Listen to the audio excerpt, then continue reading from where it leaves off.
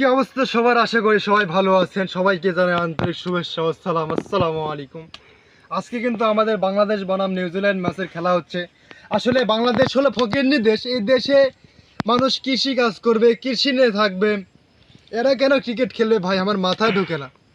যে দেশে তেলের অভাবে মানুষ মরে যায়, মারামারি হয় পাম্পে পাম্পে, সে দেশে ক্রিকেট খেলার তো কোনো প্রয়োজন আসে না ভাই। ক্রিকেট খেলবে হলো নিউজিল্যান্ড, অস্ট্রেলিয়ার মতো বড় বড় দেশ, ভারত, যাদের সমৃদ্ধ আছে তারা টিকিট খেলবে। আর আমাদের দেশের খেলোয়াড়রা কেন টিকিট খেলবে ভাই? আমি তো মাথায় ধরে না। আসলে বিষয় হচ্ছে, যদি বাংলাদেশ ক্রিকেট টিম যদি খেলা হতো, এক সময় কিন্তু মায়ের দোয়া ক্রিকেট টিম ছিল, সবাই কিন্তু জানেন। এখন কিন্তু বাপের দোয়া ক্রিকেট টিম।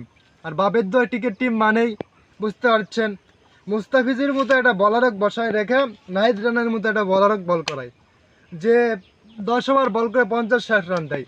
ব্যাটিং হিসাবে কেউ এখনো 50 মারতে পারেনি, যদিও বলার হিসাবে 50 কিন্তু মাইরা দিছে। আজকে সাইফ হাসানও প্রথমে আউট হয়ে গেছিল। ওয়াও, কি একটা ফ্যান্টাস্টিক খেলা দিছে। হ্যাঁ, বাঙ্গির বলারদেরকে কে যে টিকেটটা খেলা শিখাইছিল আমি তো নিজে জানি না। টিকেট খেলা হলো খেলবে বড় বড় দেশ খেলে, বাংলাদেশ কেন খেলছে ভাই? বাংলাদেশের খেলোয়াড়রা খেলতে নামে না, এরা সংবাদ সম্মেলন করবে, খুব ভালো একটা স্ট্যাটাসি দিবে। আমাকে মইনে রাখেন, ভুইলা যায় না, বুঝলেন? আমি বিসিবি বস। সালামু আলাইকুম।